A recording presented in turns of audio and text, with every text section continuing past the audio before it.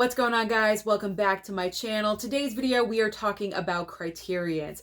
As we all know, the Criterion sale is happening right now until July 28th, and this means every single Criterion, including brand new release Criterions this month, are half price. So in this video today, I am recommending 6 Criterions that I think you must have in your collections. And I feel like I'm kind of targeting the beginner Criterion collector.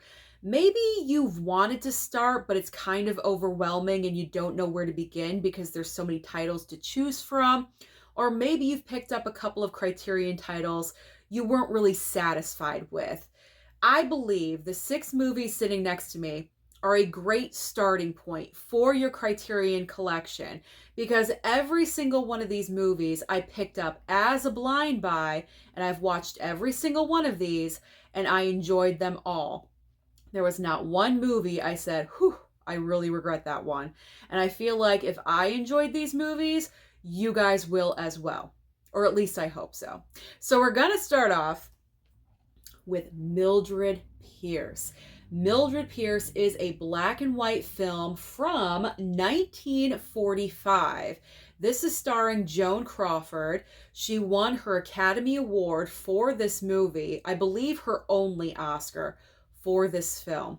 It's a murder mystery. That's like kind of the main plot line, but there's also another plot line happening with Mildred and her daughters.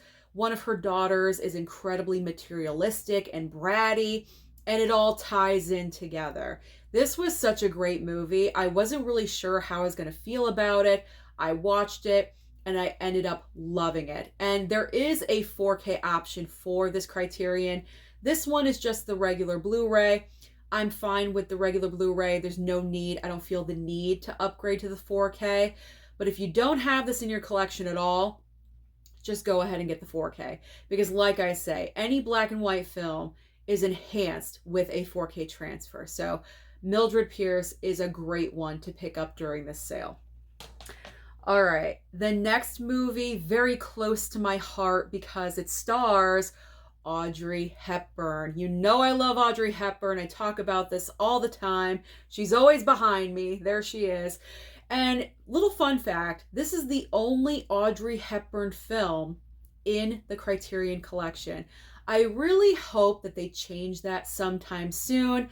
I can see them adding Breakfast at Tiffany's. I feel like that movie would really fit in nicely into the Criterion collection.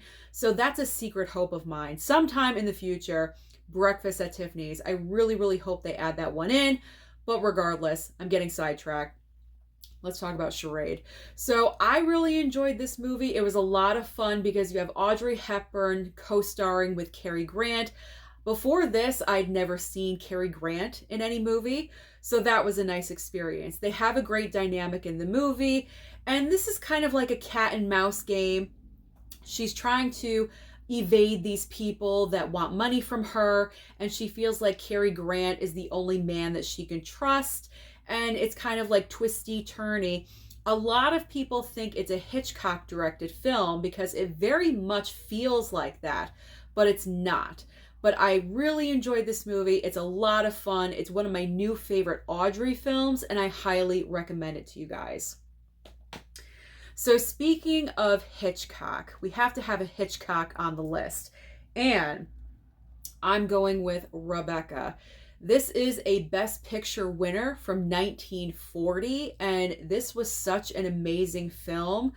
If I were to use one word to describe this movie, it would be creepy. It's not a full-on horror film, but it is creepy. There's a lot of creepiness happening in this movie. You have this young girl that meets this older rich man on vacation who is played by Laurence Olivier. Yes, Laurence Olivier. They meet, they get married very quickly. She realizes that yes, he did have a previous wife. She passed away. So they go home to his estate, which of course is huge because he's rich, and she comes to find out that the first wife's essence and spirit in the home is still very much present. And the staff at the estate, they kind of like, they're not really respecting the brand new wife. They kind of act like the old wife is still ruling the house. There's a lot of things happening in this movie, lots of underlying factors, and there are twists and turns. Like, this movie was going somewhere, and then all of a sudden it did like a hard left and went in the other direction. And I really enjoyed where it went. This movie is just full on, nonstop until the very end. It may be a little bit slow to start, but stick with it because the ending is so satisfying. It won Best Picture for a reason. It did win for a reason. So I highly recommend Rebecca. Okay. We have another black and white because a lot of my movies here are black and white. I feel like all of them are black and white. They're older black and white films, but I've been enjoying those lately. So if you're going to pick up Criterion, you got to have, like, for your foundation of Criterions, you got to have a Scorsese. You got to have Scorsese in there somewhere. So I'm recommending Raging Bull. Raging Bull is such an interesting, powerful, dare I say entertaining? It's hard to say entertaining because there's a lot of points in this movie. It gets extremely serious. And I don't know if I would call physical abuse on a spouse entertaining, you know, but it does occur in this film. It's all about Robert De Niro. He won the Oscar for this performance playing, this is a real life person, a boxer named Jake LaMotta. And he has a brother played by Joe Pesci, very early Joe Pesci. It's really cute to see him younger. I really enjoyed that because you know I love Joe Pesci. So he has a brother. He's married. I forget the actress's name. Ooh, let me see if I can see it. Kathy Moriarty, I believe, is her name. So he has the brother, he has the wife. But the thing is that Jake is extremely paranoid. And because of what he does as a boxer, he kind of leads into the violent tendencies. And because of that, he ends up alienating people in his life. This is just a very strong and powerful story. And knowing that it's based on a true story is even more powerful.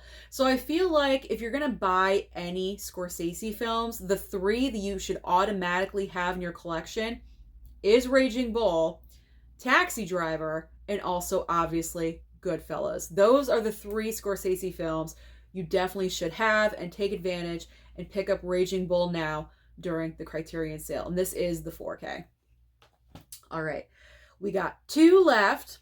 The next one is so much fun, and it is Some Like It Hot. This film was just so hilarious. It's become one of my new favorite comedies. I am very new to Marilyn Monroe films. This was directed by Billy Wilder. I'm not sure if he wrote it as well. Yes, he co-wrote it as well. So you have Jack Lemmon and also Tony Curtis that play guys in a band, and they witness like a mob hit or something, and they realize they have to get out of there. They have to escape. What are they going to do? They join this all-female girl band, and obviously they have to cross-dress as females, and Marilyn Monroe plays the lead singer of this band. Of course, her name is Sugar. How cute is that? And it's just the ridiculousness that happens. It is such a funny comedy. I watched this with my parents and we were all laughing and having a good time. I feel like that's the first time watch for all of us, and we really enjoyed this one. So this is a great, solid comedy to have for your Criterion collection. I definitely highly recommend this one. And my final Criterion recommendation, if you are just starting to collect, I got to put in a horror film. I mean, horror movies aren't really in the Criterion collection too much. They are there. You know, you have Silence of the Lambs, you know, things like that. But we've got Night of the Living Dead. I watched this one for the very first time with this Criterion, and I love how it is just so simple and so basic and just so good. Yes, another black and white film from 1968. It's only 96 minutes long. It goes by very quickly. Directed by George A. Romero. Is this like one of the very first zombie films? I'm trying to remember if that's true or not. Comment down below. and let me know. But I feel like, especially if you're a horror fan, you like horror movies, you love zombies, this is a must get. You must have this on Criterion because the concept is just so simple. Like I said, so simple, so basic, but sometimes that's the best. When you go overboard, it doesn't mean you're doing best by the movie by being so extravagant and over the top.